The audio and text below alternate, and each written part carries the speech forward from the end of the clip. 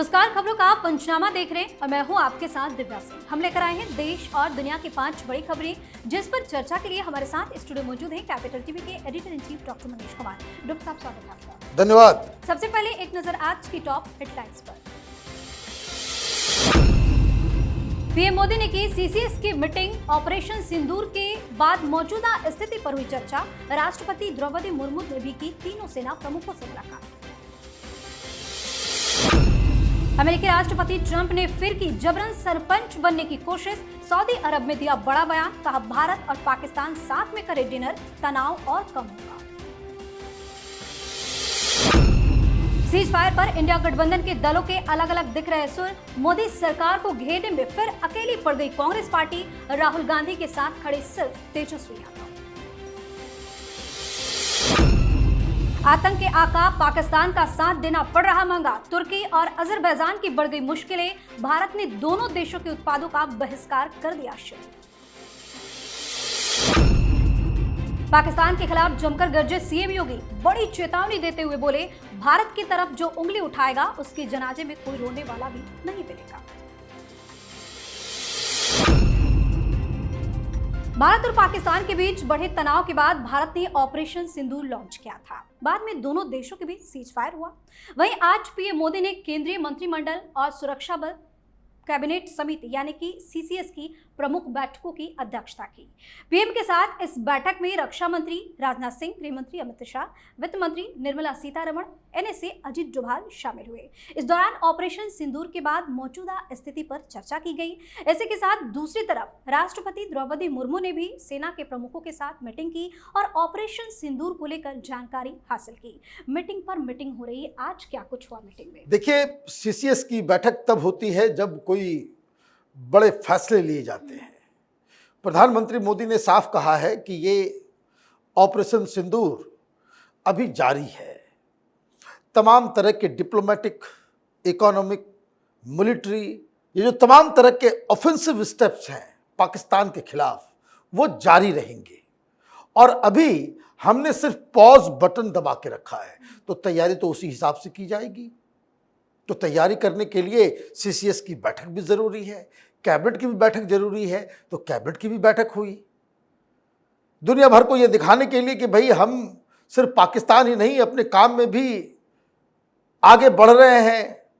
Semiconductor का पूरा industry लगने वाला है। जेवर एयरपोर्ट के पास वो सारे फैसले किए गए। तो कहने का मतलब यह है कि प्रधानमंत्री मोदी अभी आराम करने वाले नहीं हैं। पाकिस्तान को अगर ये लग रहा है कि सब कुछ शांत हो गया, सब कुछ ठीक हो गया, तो वो हुआ नहीं है। पूरी दुनिया में थू थू हो रही है पाकिस्तान की। जिस तरह का प्रपंच, झूठ, प्रोपेगेंडा पाकिस्तान ने करने की कोशिश की, एक एक करके तमाम एक्सपर्ट्स सामने आ रहे हैं और वो बता रहे हैं कि पाकिस्तान कितनी बुरी तरीके से, करीब 20% उनके एयरफोर्स का जो एसेट है उसको हमने 90 घंटे के अंदर तबाह कर दिया। 2-4 दिन और ये मामला खिंच गया होता तो पाकिस्तान को सरेंडर करने के अलावा कोई दूसरा रास्ता नहीं मिलता। वहीं भारत पाकिस्तान के तनावपूर्ण संबंध के बीच भारत की तरफ से बार बार मना करने के बावजूद अमेरिकी राष्ट्रपति डोनाल्ड ट्रंप जबरन मध्यस्थता करने की कोशिश कर रहे हैं। जबरन दोनों देशों के विवाद को सुलझाने के लिए सरपंच बनने की कोशिश करते दिख रहे हैं। ट्रंप ने सऊदी अरब में एक संबोधन के दौरान भारत और पाकिस्तान के बीच हालिया संघर्ष विराम को अपनी सरकार की शांति स्थापना की उपलब्धि करार दे दिया। उन्होंने यहां तक कहा कि भारत और पाकिस्तान को एक साथ डिनर पर जाना चाहिए ताकि तनाव और कम हो सके।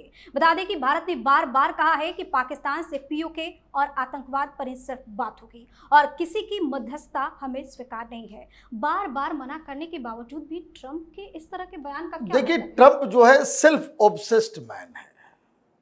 पहले दिन इन्होंने बयान दिया कि I talk to the leadership.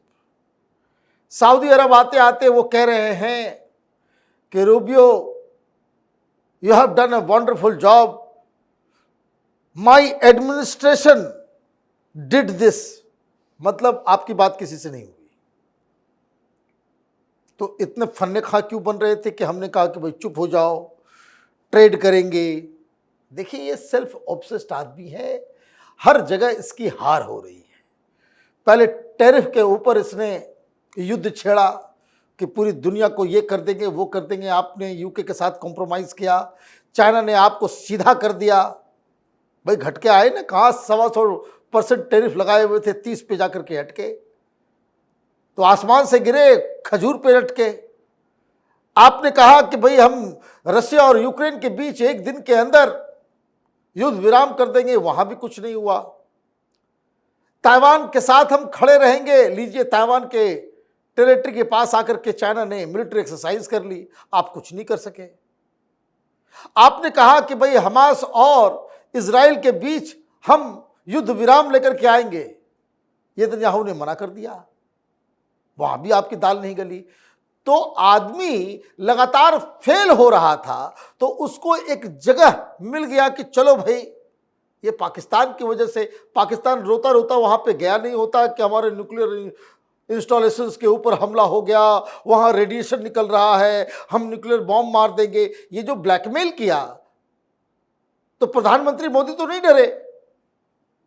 झगड़ा हो रहा है हिंदुस्तान और पाकिस्तान में और डर गया ट्रंप कि मिलियंस लोगों की जान चली गई होती। अरे कुछ नहीं गया होता, ये बेकार की बातें तो हिंदुस्तान तो बार बार कह ही रहा है कि खामखा चौधरी बनने की आवश्यकता नहीं है। लेकिन फिर भी डोनाल्ड ट्रंप, उनको अपनी जनता को दिखाने के लिए कुछ न कुछ तो अचीवमेंट बताना पड़ेगा। वैसे ही चुनाव के बाद से ये लगातार यूटर्न में लेने में मास्टर हो गए, और दूसरा ये बिल्कुल आखिरी पायदान पे अपने पॉपुलैरिटी पे चले गए हैं। तो जाने दीजिए, उनको बोलना है वो आप बोलते रहिए कि हमने करा दिया, हमने करा दिया। पाकिस्तान को भी मालूम है और हिंदुस्तान को भी मालूम है कि अंदर खाने क्या हुआ है। जी, ऑपरेशन सिंदूर के तहत भारतीय सेना की कार्रवाई में पाकिस्तान को मुंह की खानी पड़ी। पाकिस्तान से युद्ध विराम का ऐलान होने के बाद से ही कांग्रेस ने मोदी सरकार के खिलाफ आक्रामक तीव्र अपना लिया है। नेता प्रतिपक्ष राहुल गांधी और कांग्रेस अध्यक्ष मल्लिकार्जुन खड़गे ने मोदी सरकार से सर्वदलीय बैठक और संसद का विशेष सत्र बुलाने की मांग की है। आरजेडी नेता तेजस्वी यादव ने भी विशेष सत्र बुलाने की मांग की है। कांग्रेस और आरजेडी एक साथ खड़े नजर आ रहे हैं, लेकिन शरद पवार से लेकर जम्मू कश्मीर के सीएम उमर अब्दुल्ला और पीडीपी नेता महबूबा मुफ्ती पूरी तरह से मोदी सरकार के साथ खड़ी दिख रही हैं। वहीं सपा और टीएमसी वेट एंड वॉच के मोड में दिख रहा है। इस तरह सीज फायर पर इंडिया गठबंधन पूरी तरह से बिखरा हुआ नजर आ रहा है। सीज फायर का जब से ऐलान हुआ है, क्या हो गया है विपक्ष को? देखिए, विपक्ष तो जाने दीजिए, ये राहुल गांधी और मल्लिकार्जुन खड़गे की जो जिद है वो कांग्रेस पार्टी के अंदर ही आइसोलेट हो रहा है।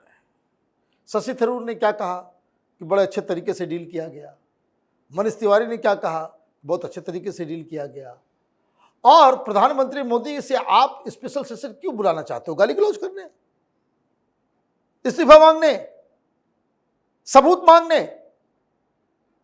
आप, देश अभी पाकिस्तान से युद्ध की स्थिति में है और आपको इंटरनल डिस्टर्बेंस करके वहां पे हीरो बनना है, हेडलाइन बनवानी है कि देखो राहुल गांधी ने मोदी के ऊपर आरोप लगा दिया कि सब कुछ जानते हुए सिक्योरिटी लैप्स हुई। यही तो मल्लिकार्जुन खड़गे कह रहे हैं। तो आपको इस तरह की बातें करना है तो वो तो ठीक नहीं है। लेकिन हाँ, अगर आप ये कह रहे हो कि विपक्ष होने के नाते हमारा ये अधिकार है कि भाई जाने भाई हो क्या रहा है, डेमोक्रेटिक सेटअप में किया जाता है, तो प्रधानमंत्री ने तो कर दिया कि ये जो पार्लियामेंट्री कमेटी ऑन सिक्योरिटी है, फॉरेन अफेयर्स है, उसकी मीटिंग बुला दी। उसके चेयरमैन कोई बीजेपी के लोग नहीं है, उसके चेयरमैन, उस कमेटी के, संसदीय कमेटी के चेयरमैन दरअसल शशि थरूर हैं। वो कह रहे हैं बड़ा अच्छा हुआ है। तो उस संसदीय कमेटी में तो तमाम पॉलिटिकल पार्टीज के लोग होंगे, सरकार सारी बातें बता देगी आपको। लेकिन बस इतना ही ख्याल रखना है कि कुछ ऐसी चीजें मत बता देना राहुल गांधी को कि वो जाकर के बाहर किसी और को बता दे, दुश्मन देश को बता दे। ये भी तो एक दिक्कत है ना। अभी इनको बड़ा दिक्कत हो रहा है कि ट्रंप ने कह दिया, ट्रंप ने ये कर दिया।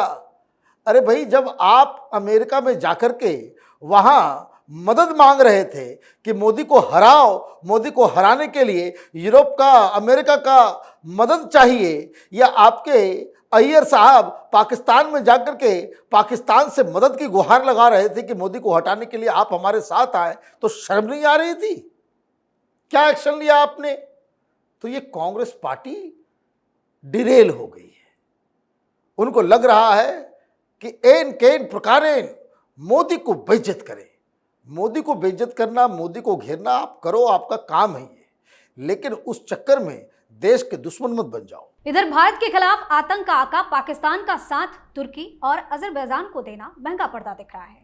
भारत में इन दोनों देशों के खिलाफ विरोध की लहर तेज हो गई है। इससे इन दोनों देशों को बड़ा नुकसान होने की आशंका है। पाकिस्तान का समर्थन करने के बाद पूरे देश में तुर्की के सामान और पर्यटन का बहिष्कार की मांग उठ रही है। इसके अलावा इज माई ट्रिप और इक्सिगो जैसे ऑनलाइन यात्रा मंच ने इन देशों की यात्रा के खिलाफ परामर्श जारी कर दिया है। भारतीय कारोबारियों ने भी तुर्की के सेब और संगमरमर जैसे उत्पादों का बहिष्कार करना शुरू कर दिया है। इन दोनों देशों के लिए भारत बहुत बड़ा बाजार है। यहाँ से लाखों पर्यटक हर साल तुर्की और अजरबैजान जाते हैं। इस कदम से दोनों देशों को भारी झटका लगेगा। कितना महंगा पड़ गया इनको पाकिस्तान का साथ देना। देखिए, पहले जब 370 हुआ था कि मलेशिया देश है ना, वो बड़ा फुदक रहा था, है ना, और वहां का 60% पाम ऑयल जो है वो हिंदुस्तान से जा रहा था।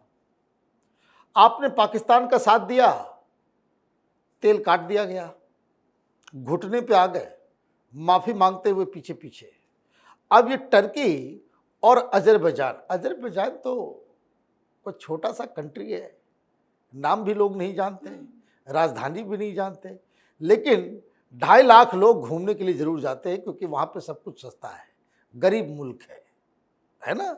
लोग इंडियंस वहाँ इंजॉय करने के लिए जाते हैं, और उस चक्कर में उनकी कमाई हो जा रही थी $3.5 से $400 मिलियन। ये कमाई थी उनकी।